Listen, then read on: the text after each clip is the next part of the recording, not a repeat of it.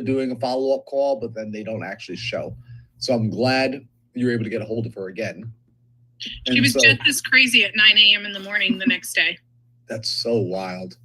Like, it's crazy, like, to think, like, some people have children too, because that's what that always goes through my head. I'm like, okay, these are the people that are reproducing right now. Hopefully the kids fare better. But with that, as we're making these calls and you're listening on the live calls, I want y'all also to be thinking about making calls yourself. This is what's cool about this time is you also have access to that list. You could be making your dials alongside. And if you get a live call, you can actually do a live transfer where you can be like, hey, Caroline, hey, Jen, are one of you free to I've got the homeowner on the phone right now. Can we do a live transfer over to that person in real time? So this is a working virtual office, right? This isn't just about sitting down and getting educated. This is really about learning and getting implementation and getting experience. So on that note, Caroline, I think you said you've got some calls lined up already here for tonight that a couple of people had already scheduled. If people have sellers that they want you to talk to, is there a Zoom link, not a Zoom link, but like a Excel sheet or anything that they can fill in live on these calls? Maybe you have that. I know we had that the first time. Do we have something like that still? I didn't make it up for this one, only because I was using it. So when you guys submit the information into my form that goes to my CRM, I'm just going down that list. So if you guys have not already, I can put the link in here again, but I have it on my Instagram. If you send me the word setter as a DM, SETTER, like a setter, volleyball setter, or appointment setter, you can fill out that form. I have it on my link tree as well. You also have it on the data sheet. So if you guys go to the data, let me pull that up too, just so you guys can see it on the data sheet over here. You can new data. You can see on the page right over here. You can set the appointment right here, and it'll go to this link where you guys are getting my data. I can then see it from there, and I'll be able to call the homeowners you guys have, and we can set them up. But if we get through all the calls, you guys can just give me information here for tracking purposes, because I'm doing my 2026 prep on projections on what we should be hitting. What we'll have you guys do is just submit them in there, because it makes life a lot easier for all of us. Make it so I can see everything here a little bit easier. Submit the forms or submit the leads into that, because it's easier for us to see it and track what's working well. I just had this conversation with Jen before we got in here. KPIs are so important. It makes it a lot easier for us to realize this is the best and highest and best use of our time. So when you guys submit that form, it makes it easier. But I know Jen made calls last week, and it sounds like from what you told me, because I was just feeling a little under the weather. I interact with so many people. I don't get enough sleep, and I feel a little crummy. But Marlon told me you got yelled at, and you might have been from trailer 22, and a homeowner didn't like that. So Jen, you got to, and guys, just so you guys are aware as well, Jen has been learning from me, and we were just on the phone right before this happened, talking about continuing working on your sales skills so you can have other opportunities opening up for you. So you're in the stage right now where you feel really good setting appointments and being able to connect with people, and we're working on you being able to future pace. But last week you took over and called Homeowners Live for us. What were your key takeaways that have helped you be so good at connecting with homeowners, Jen? To care about homeowners. I mean, for me, it just boils down to that somebody else is on the other line, and there's something that's wrong, right? And most of the time it's unfortunate, but just to have compassion for what they're going through. Of course, I'm getting paid for what I do when I set appointments and close contracts, but you have to have that empathy to be able to connect further. I was listening with our sales trainer this morning, and there was 5 people, which was shocking to me, that their hardest thing was connecting with the homeowners and having empathy for their story because it was taking too long. Were they men? Yes, of course. Man, you gotta learn to tap into your feminine energy, because it's empathy. Oftentimes, it's a feminine characteristic. Not saying that's something that only belongs to women, but most men have not learned to tap into that feminine energy. And it is something to be a true listener, to be empathetic, to feel for and feel from the other person's perspective. It's extremely valuable here in what we do, especially as people are going through some of the heaviest, hardest parts of their life. Yeah, every day before I dial, when I sit down, my prayer is, Lord, just send me the people that need help because I have a solution for them. And I promise that I will treat them the way you would treat them. Right. So that's every time I sit down at my desk to dial, Lord, just send me the people that need the help. And I promise I'll treat them as good as you would treat them. And so it just works for me that way. Works Because out. I like that prayer, Jen. I really like that prayer a lot. Because I like that you do that before you make your calls, because something that I do as a ritual before I make my calls, before I jump on Zooms, is I say a prayer as well. And actually, like, my prayer is very much, I like that yours is like, Lord, like, allow me. Mine is, kind of Holy Spirit, speak through me and say whatever it is you feel that the other person, like whatever the other person is supposed to hear, allow me to be the vessel.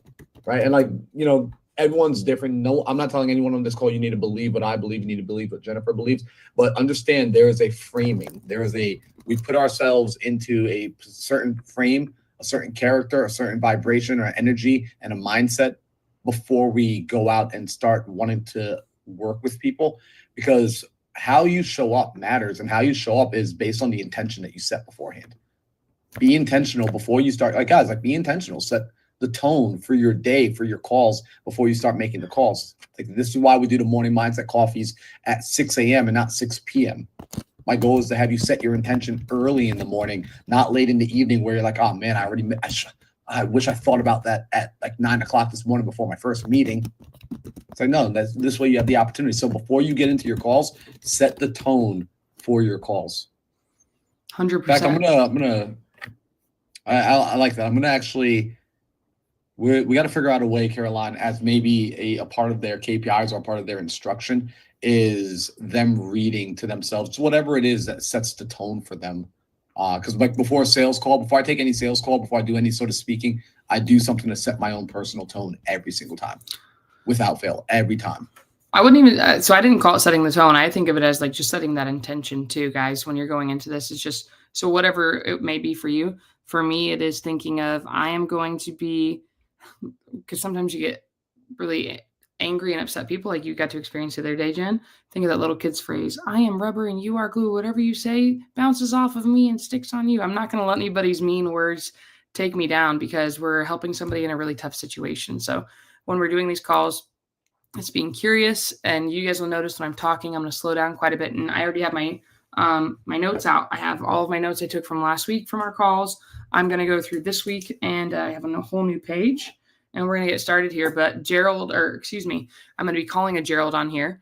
But Will already messaged me. He's like, cancel every other appointment you have. I have a really good probate lead that needs help right now. So we're going to get into that. Before we do,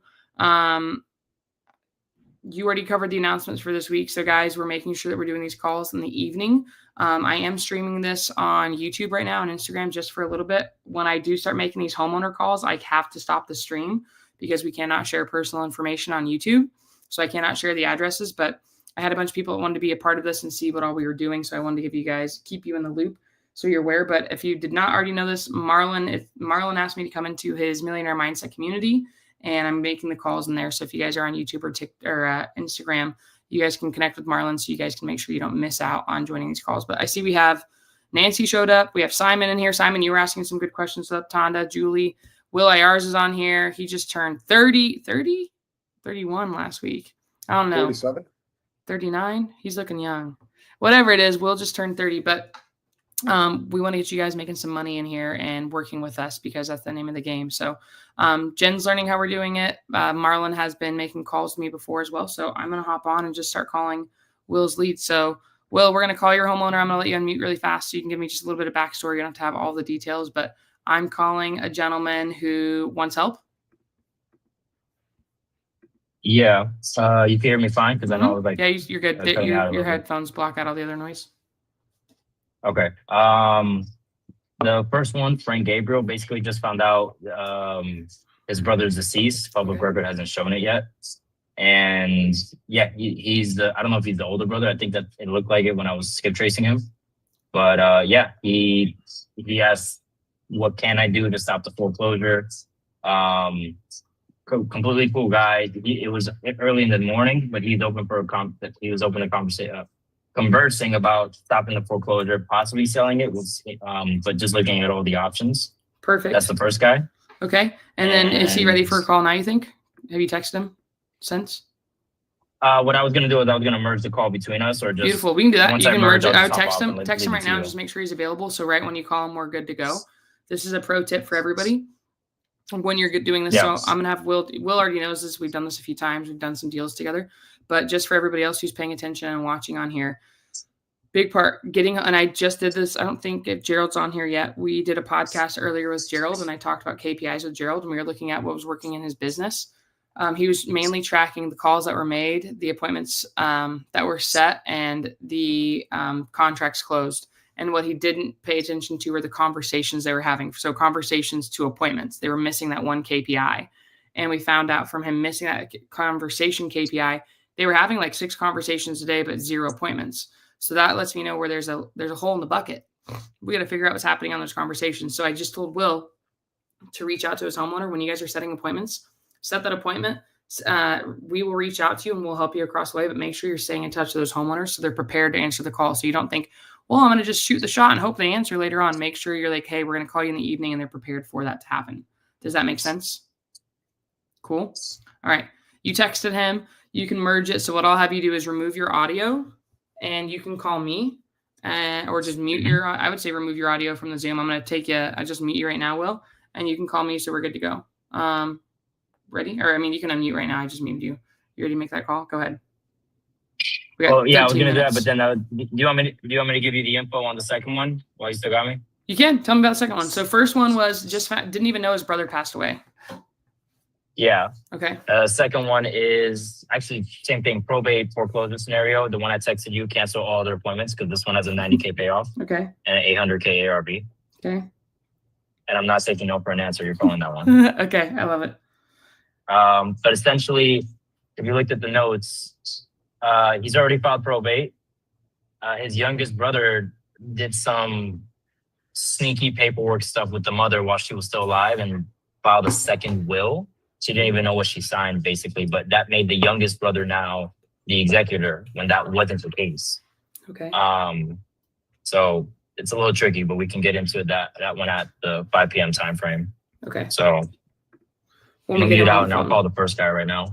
Yeah, go ahead and call him. I'm going to mute him just on Zoom, so we're good. And then you just patch me through. I'll call you from the 602 number. I got you. I'm turning off Do Not Disturb, so you should break through it. Okay, I'm going to mute you right now. Cool.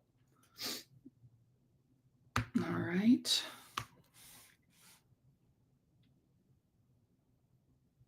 While we're doing this, make sure good. And I would take your notes, guys. I would take notes on what your takeaways are. Notes. Let me pull this up on my CRM so I can see everything here.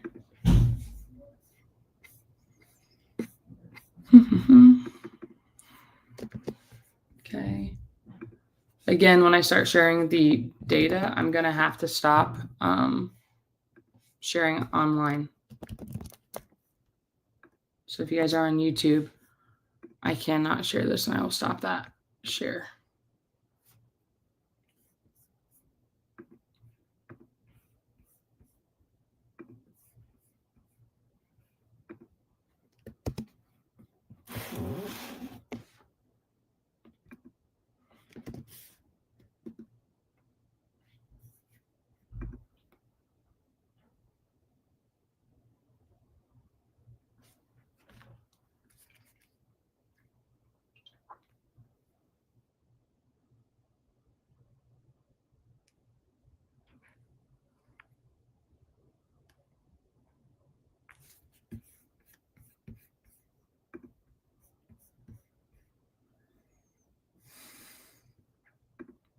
The prices in California are so crazy compared to the rest of the country.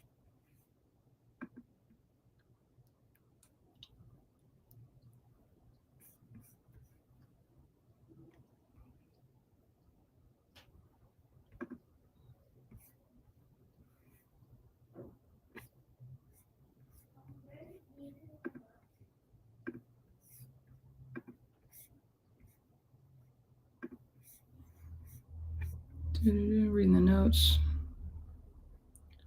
No kids or pets, just his brother and his brother's wife. Okay, so I wonder if his brother's wife is still alive.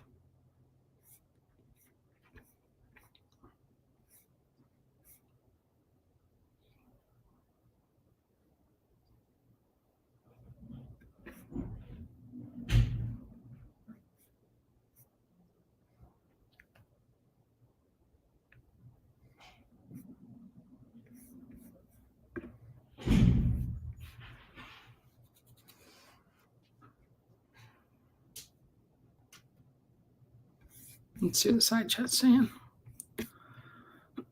Oh, he answered through FaceTime. Okay.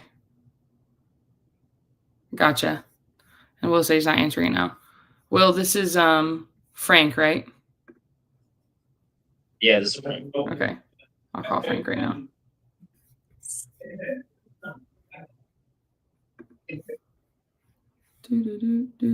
This is why we always want to quadruple check. And then if Frank's not available, I text your other homeowner and just see if he is. Here it is. Okay. I'll try.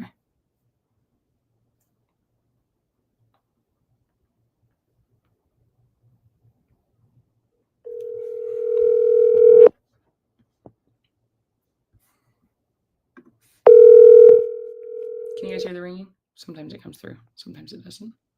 Oh, yeah? Julie says you can. No, you can't? Okay. It's ringing. I'll let you guys know. Frank, Gabriel, Coronado Shores Properties.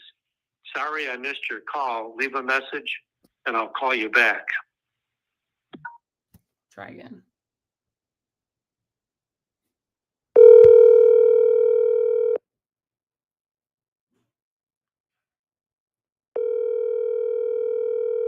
Should I try to FaceTime him? I'll FaceTime him.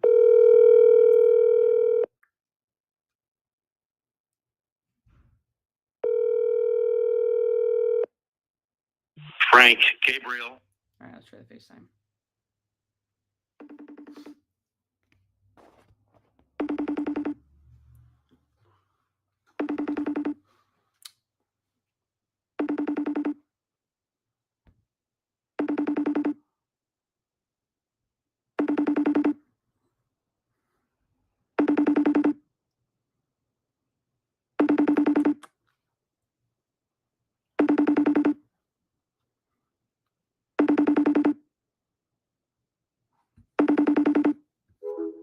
Ooh, call again.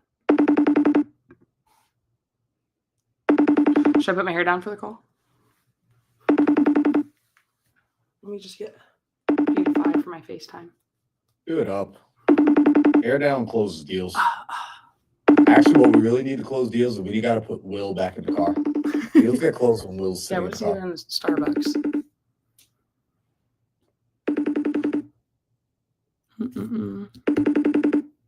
Yeah, I can reiterate my KPIs. Give me a second. I will. I'll record a video.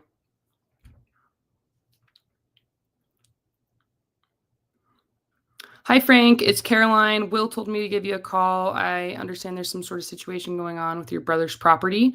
I actually have about 6 minutes until my next appointment with another family, but I want to squeeze you in. I'll try you back later. We get these things cleared up all the time with banks and families, and we just want to make sure that you guys are taken care of. So I'll shoot you a text so you have my information. Thanks for your time. Bye. There you go. There's my little video message for Frank. And now I'm going to send him a text message too. Hi, Frank. This is Caroline. Will give me your information, period.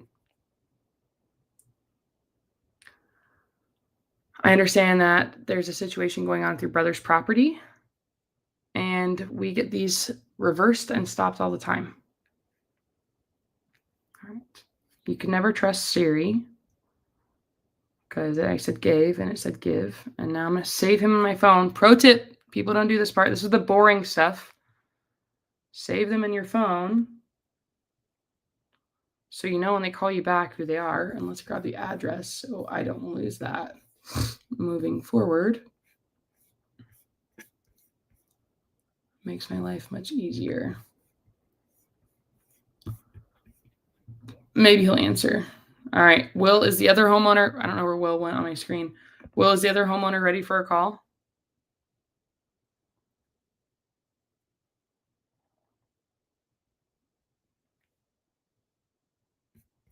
Okay. All right. So double dialed him and I texted him. Now I'm just going to add notes. The way that I work, I was telling Marlon this. I don't know about the rest of you guys, but sometimes when I have things on my computer, they just don't exist. So like I have a Google Calendar, but sometimes I miss it. So physically writing things out in the morning, it just helps me retain things a lot more. So I wrote down the homeowner's name. I'm also going to put his phone number in here and the address in my notebook. So I can go back through my notebook and I just like to keep track of things. That's just how my brain works. So for the rest of you, I recommend just keep physical notes too. It makes it a lot easier. So I'm just going to write down his number so I don't lose it. It's just easier for me to retain these things. And I'm going to put the address in. It's easy to copy and paste and forget. I just retain information faster this way. Cheltenham. Okay. And So that's a really good note, because that's something I still do, guys, with all the technology that we have. And trust me, I'm a fan of using technology, CRMs, AI, all that good stuff. I still manually, like, this is how far I have to reach to grab my notebook. I still manually keep pen and paper at my side. I take notes physically as I talk to homeowners. I think people don't like to hear that you're typing away as you're listening to them, or as they're hearing you listen. But then also, I will move and transfer those notes into the system, into the CRM, wherever I'm keeping track of my conversations and work. So I record analog, and then I save it and back it up digitally. And Marlon is like the biggest AI user, and he's always finding ways to make things easier. So guys, I mean, I don't know how many notebooks I've seen Marlon go through since I've met him. You don't need, the whole purpose of us doing this is you don't need to spend any more money other than the bills you already have. You just need to use a pen and paper, have your hot leads at the top, and then lead with value. Okay.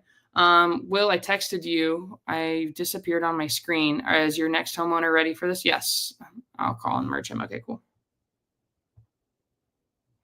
There we go. Hello. All right, I'm gonna merge you. He's yes, he's good to go right now. This is Gerald. Yeah, this is Gerald. Okay. Cool. All right, 1 second. Hey, Gerald, are you there? Yeah. All right, in Carolina, still got you? Yes, I'm still here. Gerald, can you hear me? Am I coming through clear? Hello? Can you hear me? Yeah, fine. Oh, there we go. Perfect. Sorry, you're breaking up on my end there. Gerald, good evening. Will told me we have a little bit of a situation going on, and I was just wondering if you could catch me up so we could figure out the next steps moving forward. Okay. Okay. You're good. Take your time. I have a call in 30 minutes, so you have my undivided attention for the next 30 minutes. Okay. Okay. My mother passed away a year ago. Okay. Passed away in October. She passed away just days before her 98th birthday. I was executor. My brother filed a will behind me, and he named himself executor. My mother was losing, but she didn't know what she signed. She signed the will, and I might continue talking about me being there. She continued talking about me being there even after she signed the second will. So my mother's money, I was executor. I have an older brother, Kenneth, who lived in the property, who moved into the property after she passed. Okay. And he didn't pay anything. I asked for rent. He didn't give me a rent. He said he's paying the mortgage. He didn't pay anything. I maybe he paid it one month or 2 months, but he didn't do anything else. He didn't take care of the property. He didn't do anything. Okay. He moved his son in. His son got rid of everybody's property. It was there. I had stuff my mother had given me. She got rid of that. I have stuff that I'm a minister, and I have had some Bibles that my mom and my grandmother had given me. Mm-hmm. He got rid of that. He got rid of just everything that was in. I had my high school stuff there. He got rid of that. Mm-hmm. He did everything he could to get rid of stuff. Okay. He moved to the mountains. I don't know where he is. The police said he first must get an appraiser, a court-appointed appraiser before he get rid of anything. He did not. He moved to the mountains. He's living in the mountains. I am trying to salvage the house and salvage what is left. At first, we thought we were losing the house because we thought that a sale was already in place. We're finding out today, I found out this morning, that the sale is actually the 21st of January. Of January, okay. I talked to the mortgage company, and they will possibly postpone the sale while we wait on probate.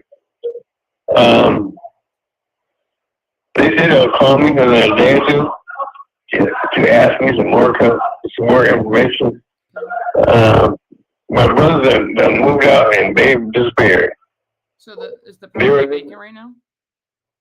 Yes, they're already vacant. As of 2 days ago, they thought that the property was being sold and they moved out. Gotcha. Okay. The mortgage company told me they owe $20,000. Okay. I have $20,000. I could pay it, but I don't want you to pay it unless I know my money is safe. Yeah. I have my own apartment. I live in myself. I live probably half an hour away. I understand my brother asked my next door neighbor to borrow some money so he can move, and she said she didn't have it. He's trying to wheedle money out of any way he can. He doesn't work. He never did work. He hasn't worked in 20 years, in 10 years. That's not true. So I'm trying to get my younger brother to put the executorship to give me co-executorship so we can get the property sold. Gotcha. So it's just you and your brother Kenneth, is that correct? Those are the only siblings? Daryl is a younger brother. And Daryl. Yes. So there's three of you. You, Kenneth, and Daryl? Yes. Yes. Actually, we adopted a brother. He has not been involved whatsoever. And the will says to give him 1/4 of the property. I take a quarter, Daryl take a quarter, and Kim take a quarter. But Mario has not been involved. He will get a quarter when it's sold, but he has not been involved in the planning for property. Okay. All right. Yeah, it sounds like a lot. Okay, so you and Kenneth are working together, and Daryl was the one who was living in the house? No, Daryl was living in the house. He didn't pay for anything. He didn't pay for anything in the house. All the TVs and all that stuff he took with him. They were my TVs. He took with him. Got it. I bought them. He took